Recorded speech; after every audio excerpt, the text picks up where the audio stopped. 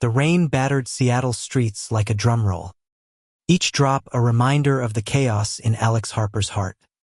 He stood by the window of his cramped apartment, watching the city blur into streaks of neon and gray, wondering how he'd ended up here 25, single, and cornered by his mother's relentless matchmaking.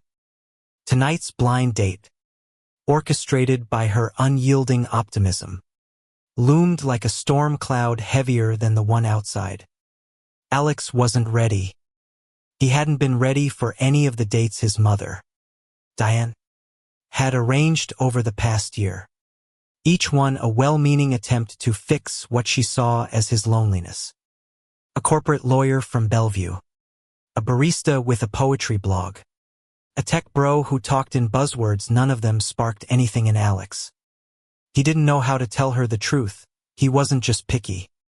He was terrified. Terrified of admitting who he really was, even to himself.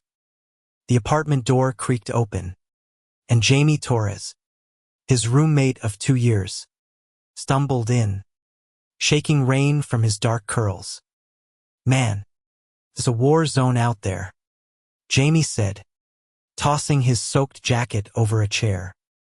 His grin was a flash of sunlight in the dim room, and Alex's chest tightened, a familiar ache he'd learned to ignore. Jamie was everything Alex wasn't: bold, unapologetically himself, with a laugh that could thaw the coldest doubts. He was also openly gay, a fact he wore like a badge, while Alex kept his own feelings locked in a vault, buried under years of his mother's expectations and his own fear of disappointing her. "You look like you're about to face a firing squad," Jamie teased, flopping onto the couch. He propped his feet on the coffee table, his damp sneakers leaving faint rings on the wood. Another one of Diane's setups. Alex sighed, running a hand through his sandy hair. "Yeah. Some guy named Ethan. Works in finance. Mom says he's stable and marriage material."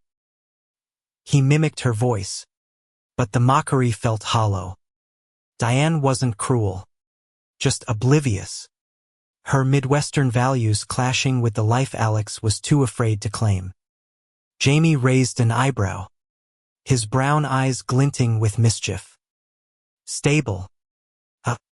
Sounds like a real thrill ride." He leaned forward, resting his chin on his hand. "Why do you keep doing this, Alex? You don't owe her your love life." The question stung, not because it was new, but because Jamie always saw through him. Alex turned back to the window, avoiding those eyes that seemed to unravel his defenses. "She just wants me to be happy," he mumbled. But happy wasn't the word for the knot in his stomach or the way his pulse raced when Jamie's shoulder brushed his in the kitchen. "Happy's not a checklist, man." Jamie's voice softened, and Alex felt the weight of his gaze. "You're allowed to want what you want, not what she thinks you should." The words hung in the air, fragile and dangerous. Alex wanted to say something, anything, to bridge the gap between them, but his phone buzzed, shattering the moment. A text from his mother. "Ethan's waiting at the restaurant. Don't be late."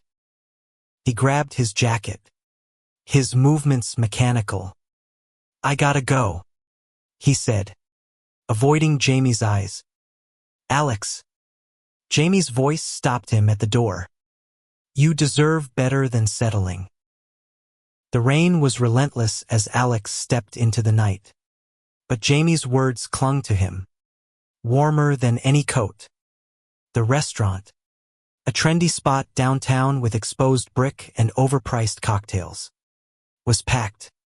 Ethan was exactly as advertised, polished, handsome in a generic way, with a smile that screamed, "I'm trying to impress you." They made small talk over artisanal burgers, but Alex's mind kept drifting back to the apartment, to Jamie's laugh, to the way his hands moved when he talked about his art. Ethan was nice. Too nice. The kind of nice that felt like a trap. By the time dessert arrived, Alex was counting the minutes until he could leave. "So," Ethan said, leaning in, "your mom says you're into hiking. Maybe we could hit a trail sometime." Alex forced a smile. Maybe. But his heart wasn't in it. His heart was back home, where Jamie was probably sketching on the couch, humming off-key to some indie band. When he finally escaped, the rain had softened to a drizzle. He walked the long way back, letting the city's hum drown out his thoughts. The truth was clawing its way to the surface, and he wasn't sure he could keep it down much longer. He loved Jamie.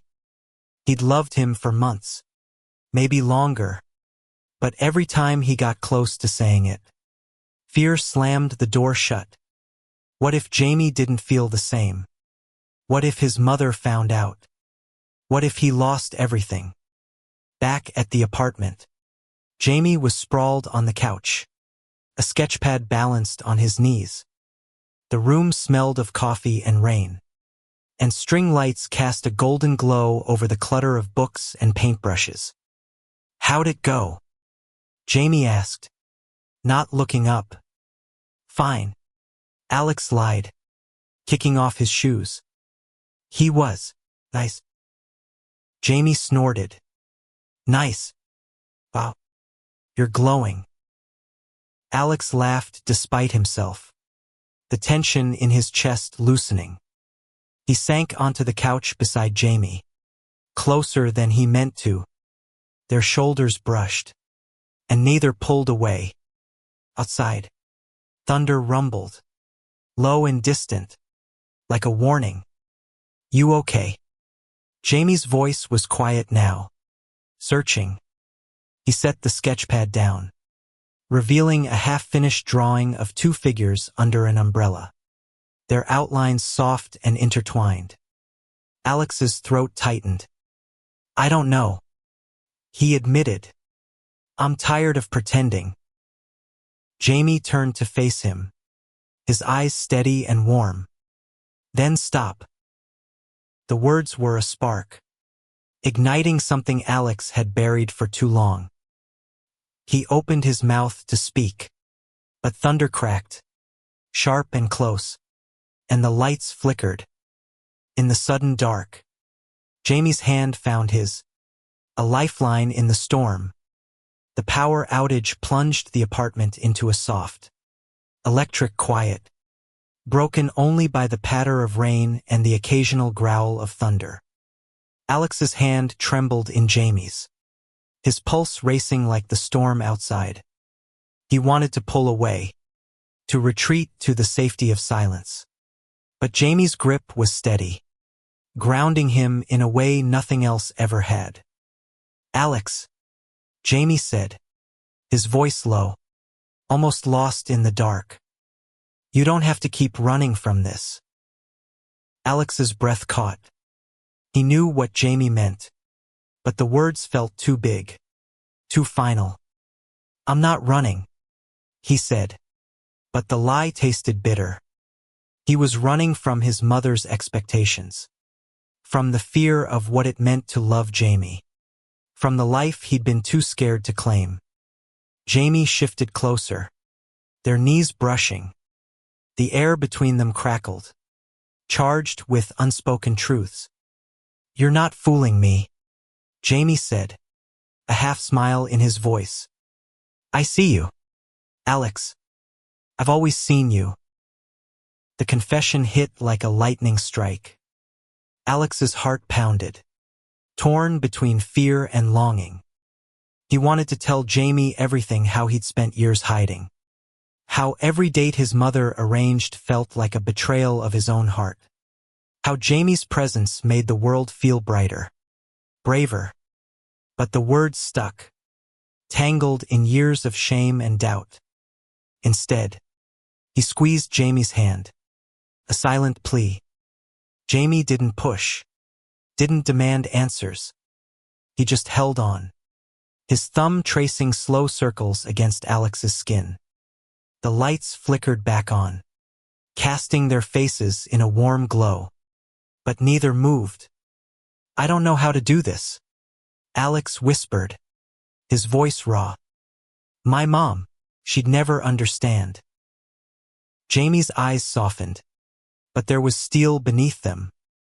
"You're not living for her, Alex. You're living for you, and whoever you love. That's your truth, not hers."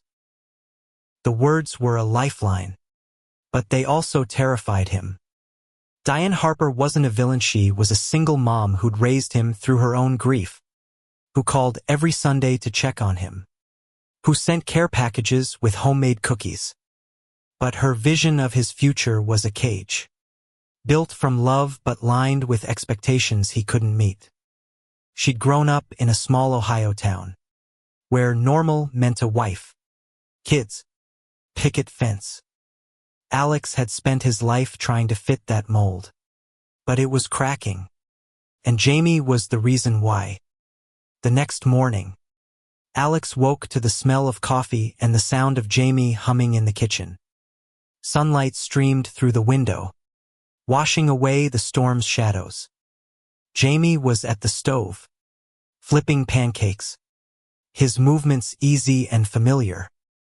"Morning, sunshine," he said, tossing a grin over his shoulder.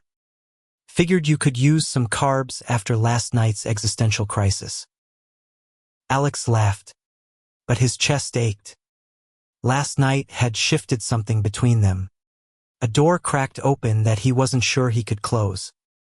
He took the plate Jamie offered, their fingers brushing, and the air felt charged again, like the storm had never left.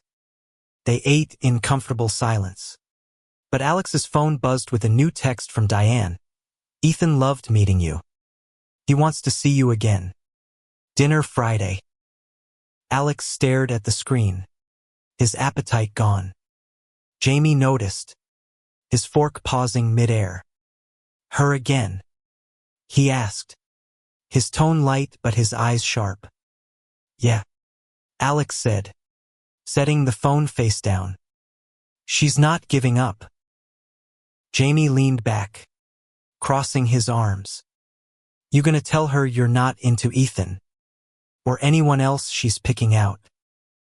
The question was a challenge, and Alex felt the weight of it. He wanted to say yes, to promise he'd stand up to her. But the thought of her disappointment, her confusion, her judgment made his stomach churn. "It's not that simple," he said. "It is," Jamie countered, his voice firm but kind. "You're just making it hard." The rest of the week passed in a blur of work and avoidance. Alex threw himself into his job at a local bookstore, restocking shelves and recommending novels to distract himself from the growing tension at home. Jamie didn't push, but his presence was a constant reminder of what Alex was too afraid to face. Every shared glance, every accidental touch, felt like a step toward a truth he wasn't ready to embrace. Friday came too fast.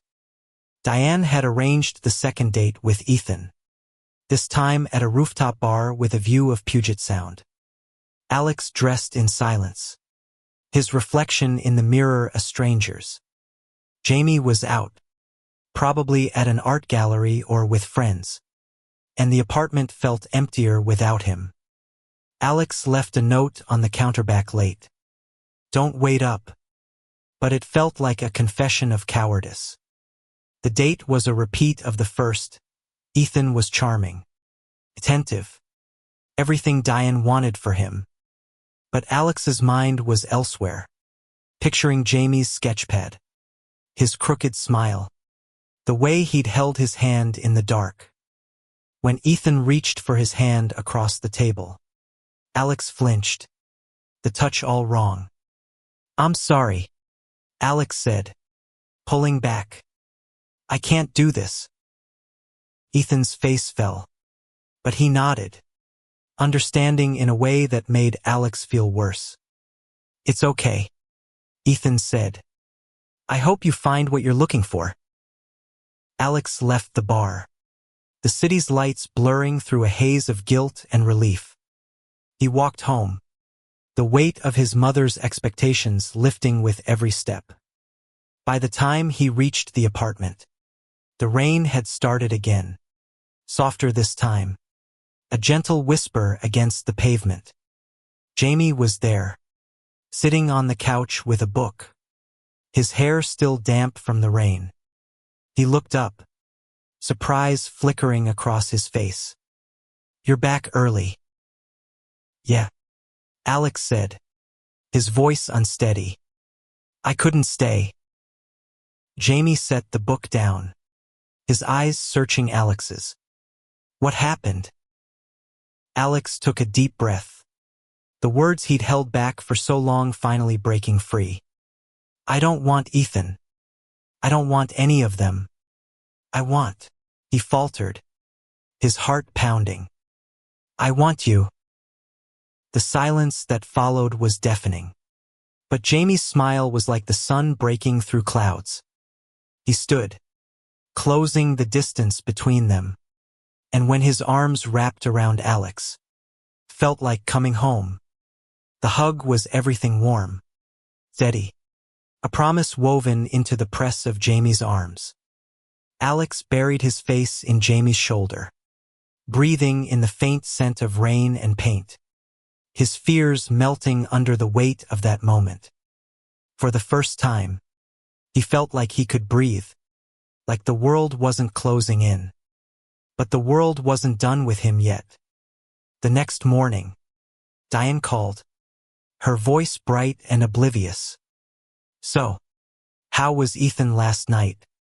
He's such a catch, isn't he?" Alex gripped the phone, his stomach twisting. Jamie was across the room, sketching at the kitchen table, his presence a quiet anchor. "Mom," Alex said, his voice shaking but firm. "I didn't stay for the whole date. Ethan's nice, but he's not for me." There was a pause, long enough to make his heart race. "What do you mean? Not for you?" Diane's tone was sharp now, laced with confusion. "Alex, you can't keep doing this. You're not getting any younger, and I just want you to be happy." "I know," he said, glancing at Jamie, who looked up with a small, encouraging nod. "But I need to figure out what that means for me, not for you." The words felt like a betrayal, but they were also a release. Diane's silence stretched on, and when she spoke again, her voice was softer, tinged with hurt. "I don't understand. Alex, what's going on?"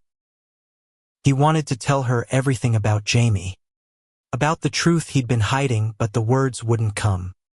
"Not yet. I'll explain soon," he said.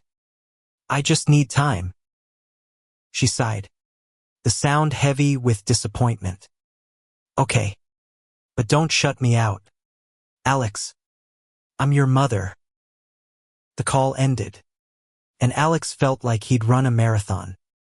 Jamie set his pencil down, crossing the room to sit beside him. "You did good," he said, his hand resting lightly on Alex's knee. "That was brave." "It didn't feel brave," Alex admitted. "It felt like I broke something." Jamie's smile was soft, understanding.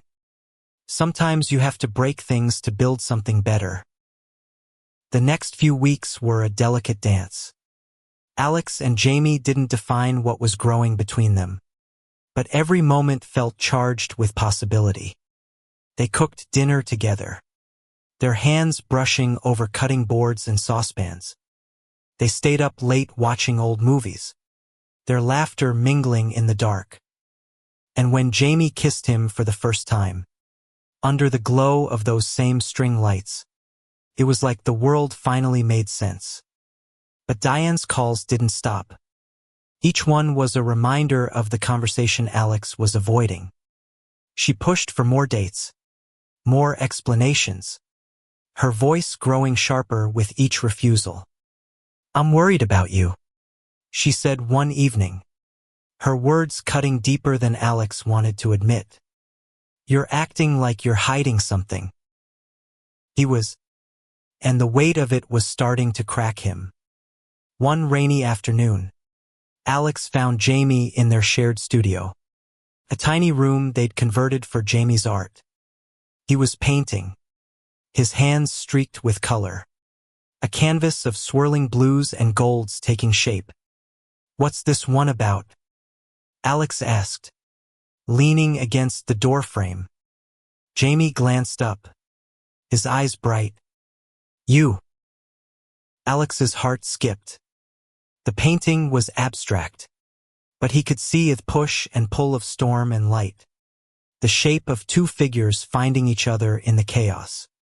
"It's us," Jamie said, his voice quiet but sure. "The way I see us." Alex crossed the room, his fingers brushing Jamie's. "I want this," he said, the words spilling out. "I want us. But I'm scared. Jamie. My mom. She's not going to get it." Jamie set his brush down, turning to face him fully. "You don't have to do this alone. I'm here. But you've got to tell her. Alex. You can't keep living half a life." That night, Alex sat down with his laptop, drafting an email to Diane. His hands shook as he typed, each word a step toward a truth he couldn't take back. "Mom, there's something I need to tell you. I've been afraid to say it because I didn't want to disappoint you. But I'm in love with someone. And it's not who you expected.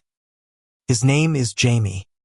And he's my roommate, my best friend, and the person who makes me feel like I'm enough.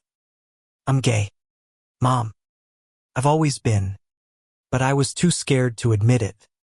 I hope you can understand, because I can't keep pretending to be someone I'm not." He didn't send it. Not yet. The cursor blinked. A silent challenge. As thunder rumbled outside. Jamie found him there, staring at the screen, and without a word, he pulled Alex into his arms.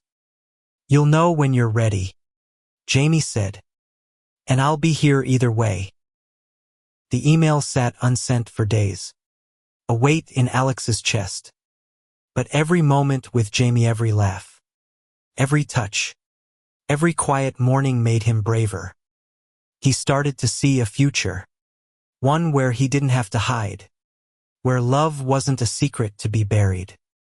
Then Diane showed up. It was a Saturday, the rain relentless again. When the knock came, Alex opened the door to find his mother standing there, her coat dripping, her face a mix of worry and determination. "We need to talk," she said, stepping inside before he could respond. Jamie was in the kitchen, freezing when he saw her. The air grew thick, the unspoken truth hanging between them all. Diane's eyes flicked from Alex to Jamie, and Alex knew she saw the way they stood too close, the way Jamie's hand lingered near his. "Alex," she said, her voice trembling. "What's going on?" Alex's heart pounded, the room shrinking around him. Diane stood by the door, her eyes searching his, and Jamie's presence behind him was both a comfort and a challenge. This was the moment he'd been dreading, the one he couldn't avoid anymore. "Mom," he started, his voice barely above a whisper. "I need to tell you something." Diane's face tightened, but she nodded, sinking onto the couch.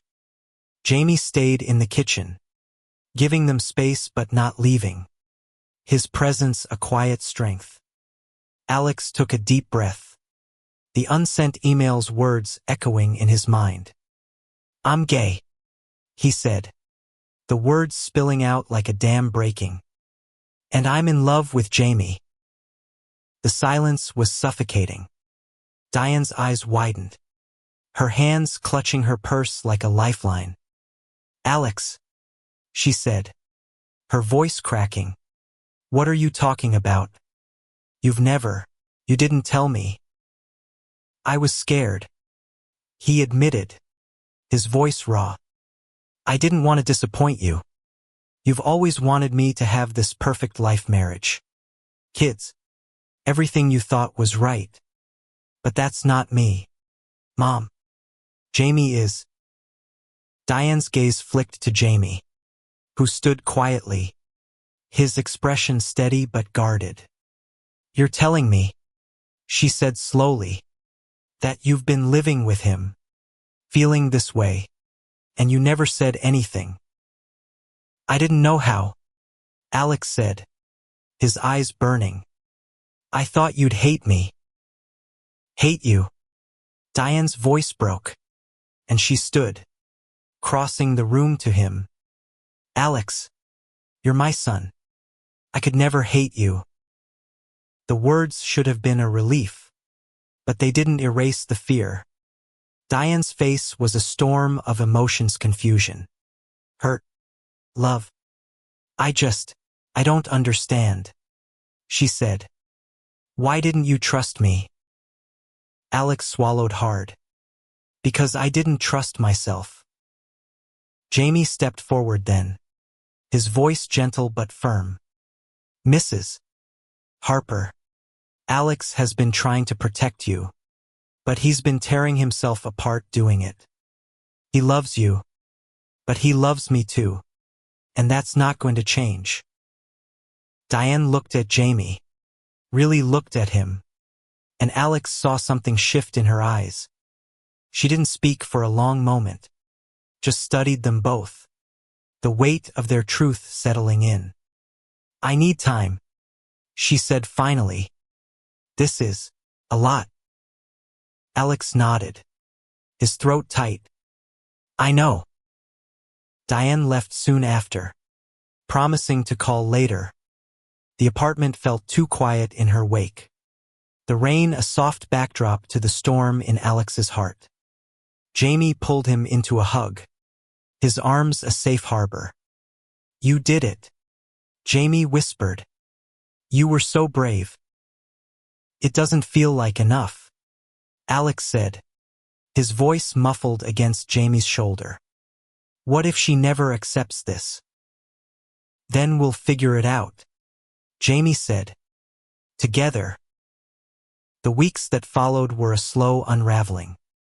Diane called, her conversations tentative but not cold. She asked questions, sometimes clumsy, sometimes painful, but she was trying. Alex and Jamie grew bolder, holding hands in public, kissing in the quiet moments of their apartment. Each step felt like a victory, a reclaiming of the life Alex had been too afraid to live. One evening, Diane invited them to dinner at her house in the suburbs. Alex was nervous, his hands sweaty as they drove through the rain-soaked streets. Jamie squeezed his hand, his smile a reminder of what they'd built. Dinner was awkward at first, the clink of silverware loud in the silence. But then Diane asked Jamie about his art, her curiosity genuine, and the tension eased. By the end of the night, she hugged them both, her embrace lingering on Alex. "I'm still learning," she said, her eyes wet. "But I love you, Alex. Always." As they drove back to the city, the rain had stopped, the sky clear and studded with stars. Alex looked at Jamie, his heart full in a way he'd never thought possible. "I thought I'd lose everything," he said. "But I found you." Jamie grinned, his hand finding Alex's. "You were always my fate, Alex. Thunder or not." The road ahead wasn't perfect. There would be more questions, more doubts, more moments of fear. But as they drove through the night, the city lights blurring past, Alex knew he'd chosen his truth. And with Jamie beside him, that was enough.